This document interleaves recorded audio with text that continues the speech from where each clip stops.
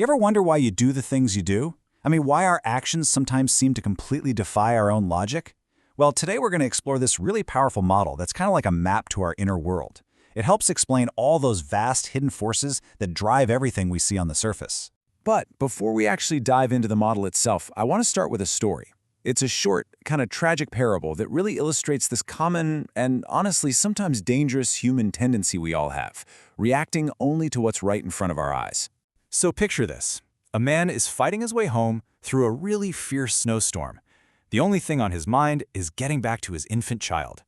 After this just grueling journey, he finally stumbles through his front door, completely exhausted. But when he gets inside, it's not a quiet home. It's total chaos.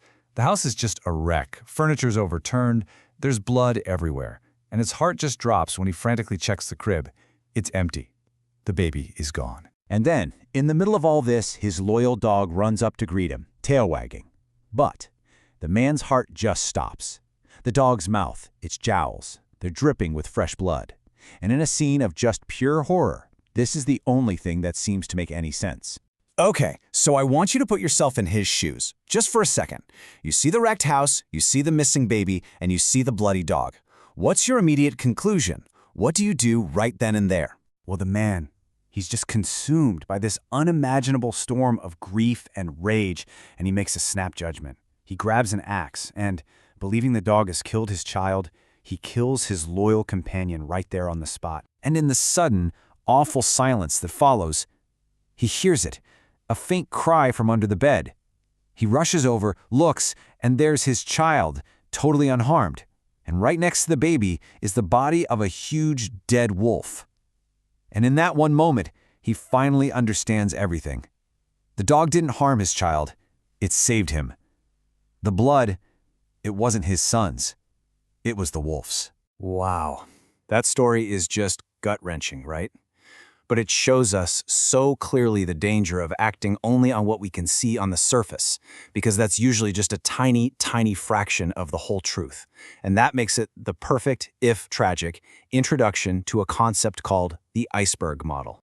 So this model comes from the work of a pioneering family therapist named Virginia Satir, and it's just a brilliant metaphor. It basically says that what we see, a person's actions, their words, their tone, that's just the tip of the iceberg. Below the waterline, there's this massive hidden world of feelings and beliefs and desires that are actually running the show. Okay, so let's actually dive below that waterline. What exactly is hiding down there in those deep parts of our inner world? Because understanding these layers, that is the absolute key to unlocking better communication, not just with other people, but maybe even more importantly, with ourselves. All right, so here's how it all connects, from top to bottom. At the very top, you've got behavior. That's the tip, it's what everyone sees. But that behavior is driven by our feelings, which are just below the surface. And those feelings, they don't just pop out of nowhere. They're shaped by our perceptions, our beliefs, our assumptions.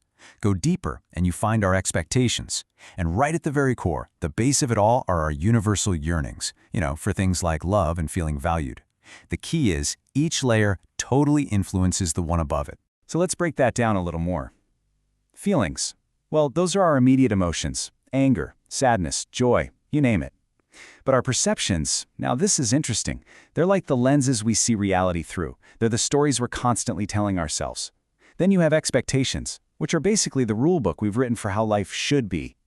And at the very, very bottom are our yearnings. This is the fundamental human engine, that deep, deep need we all have to be loved, to feel valued, to belong. Okay, so this is the crucial question, right? How do we actually get to these deeper layers in a real conversation? Because this model isn't about analyzing people like they're some science experiment. The key, and it's really the only key, is genuine curiosity. Let's look at another example, a real-world one this time. So a teacher is leading a writing class. There's this bright student, Kimang, and after about 10 minutes of writing, she just suddenly crumples her paper up into a tight ball. Her face is this mask of defiance. Now that's the behavior. That's the tip of the iceberg. Now, right here, there are two paths you can take. The typical reaction focuses right on that behavior. Why did you do that? It's all about fixing the problem, right? But the iceberg approach is totally different. It focuses on the person, not the action. And it always starts with gentle, curious questions. So instead of reprimanding her, the teacher actually kneels down and just gently asks, "What happened?" Nothing. No response. So he dives one layer deeper, down to her feelings. He asks, "Are you angry? Are you angry with yourself?" And that hits home. The student nods, her eyes start to well up with tears. So the teacher goes even deeper now, exploring her perceptions, the expectations she has for herself, and he asks this really specific, incredibly thoughtful question. Do you admire a serious child or a child with good grades? And just like that, you see the power of real curiosity. The student's anger just melted away into tears. She admitted that she felt she hadn't written a good essay, and that triggered this deep, deep fear of not being good enough.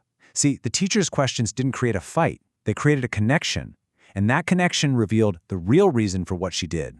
But honestly, the greatest power of this model isn't just about understanding other people. It's about turning that exact same curious lens inward on ourselves, and that is where the real transformation can begin. I mean, think about it. When you can get curious about your own reactions, when you can stop and ask yourself, okay, what feeling is underneath this anger? Or what expectation did I have that just got broken? Or what deep need of mine feels threatened right now?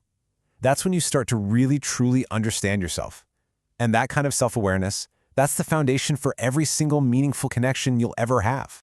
So I'm going to leave you with this one question to take with you. The next time you have a strong reaction to something, anything, just pause, take a breath, get curious, and ask yourself, what's happening below my waterline right now? Because when we actually have the courage to go exploring in those depths, we're not just finding feelings or beliefs, we're connecting with what Virginia Satir and the creators of this model called our self, our core vitality, our life force. And connecting with that, well, that's the most powerful and authentic part of who we are.